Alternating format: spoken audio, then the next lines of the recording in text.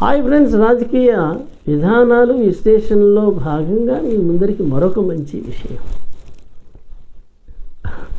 ముఖ్యంగా ఎన్నికలు సమీపిస్తున్నాయి అనగానే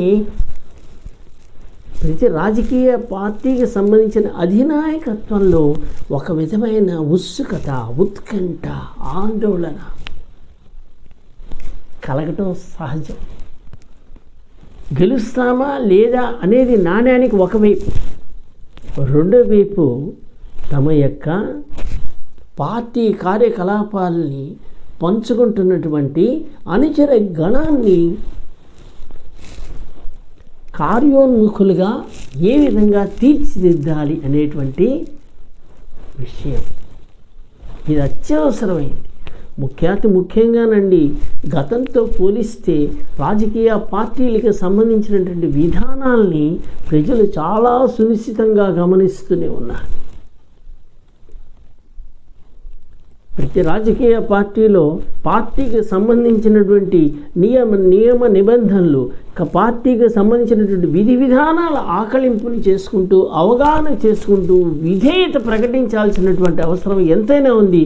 కానీ ఆ పరిస్థితి ఈరోజు ఉందా? రాజకీయ పార్టీ విధి విధానాల్ని గౌరవిస్తూ అంత అంకిత భావంతో నాయకులు పార్టీ కోసం పనిచేస్తూ ఉన్నారా? ముఖ్యంగా ప్రతి నాయకుడు తమ గుండెల మీద చేయి వేసుకొని ప్రశ్నించాల్సినటువంటి అవసరం ఎంతైనా ఉంది. మనం చూస్తూనే ఉన్నాం. ఎంతో ఉత్సాహంతో తమ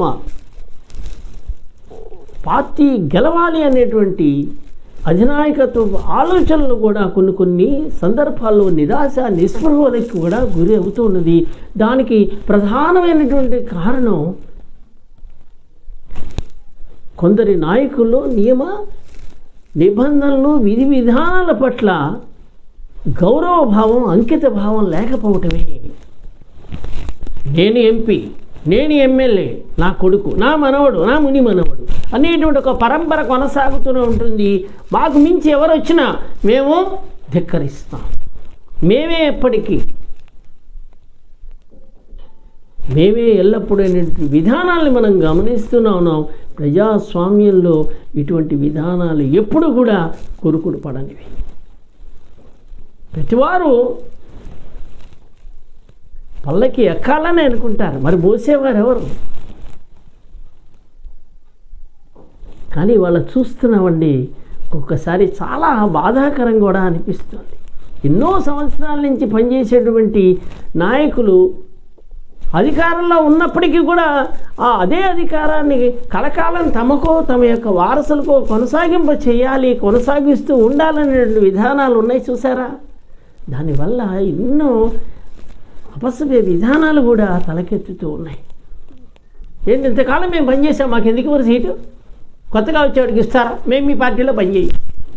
దీనికి తగ్గట్టుగానే ఎవరైతే ధిక్కార స్వరాలు వినిపిస్తూ ఉంటారో వారికి అవతల పార్టీ వాళ్ళు స్వాగత సత్కారాలు ఏర్పాటు చేస్తూ ఉంటారు. రెడ్ కార్పెట్ వేసి, మీకు ఎందుకంటే అక్కడ కాతే ఇక్కడ, ఆ గట్టునుంటావా ఈ గట్టుకు వస్తావా, పాట విన్నారుగా, చూసారా? కానీ ఇక్కడ ప్రధానంగా నుండి ఏ రాజకీయ పార్టీకి సంబంధించినటువంటి విషయంలో అయినా ఇటువంటి వంగుడు దూకుడు కార్యక్రమాలు ఏవైతే ఉంటాయో దాన్ని ప్రజలు ఏ విధంగా గమనిస్తున్నారో తెలుసా? ఓటింగ్ సరళ ఎందుకు దక్కుతుంది? ఒక రాజకీయ పార్టీ, ఒక రాజకీయ నాయకుడి పట్ల ఎంతో గౌరవ ప్రభుత్వంతో మెలిగేటువంటి ప్రజల్లో ఆ పర్టికులర్ నాయకుడు వేరే పార్టీలోకి వెళ్ళినప్పుడు సహజంగా అక్కడ నిరసన ధ్వనులు వినిపిస్తాయి, ఇక్కడ నిరాశ, నిస్పృహలు కూడా కమ్ముకుంటాయి. ఓటింగ్ శాతం సహజంగానే తగ్గుతుంది. గెలుపు ఓటమి పక్కన పెడదామండి, కానీ ఇక్కడ నిబద్ధత ఏమైంది? అంకిత భావం ఏమైంది? అంటే నువ్వు పనిచేసినంత వరకు మాత్రమే నువ్వు పనిచేసిన రాజకీయ పార్టీ చాలా ఉన్నతమైనది, గొప్పదేనని మనం భావిస్తే ఆ తర్వాత కాదా? ఇది ప్రశ్న. అందుకని ఏ రాజకీయ పార్టీ అయినా మొట్టమొదటిగా నేర్వవలసిన పెద్ద గుణపాఠం రాజకీయ నాయకులు కానీ రాజకీయ నాయకులకు సంబంధించిన అనుచర గణానికి కానీ పార్టీ విధానాలకు సంబంధించిన నిబద్ధతని అంకిత భావాన్ని కలుగచేస్తూ కలుపుకుపోవటమే. దానికి విరుద్ధంగా ఏమాత్రం పార్టీ ప్రవర్తించినప్పటికీ క్రమశిక్షణ అనేదాన్ని కాంప్రమైజ్ అవ్వకుండా పాటించే తీరాలి. లేకపోతే